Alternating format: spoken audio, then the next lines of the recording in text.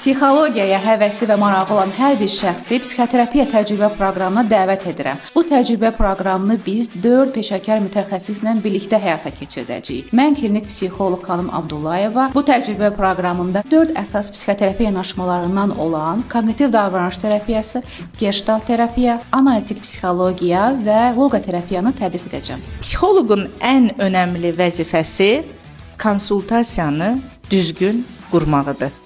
Doğru verilən suallar, doğru verilən praktika.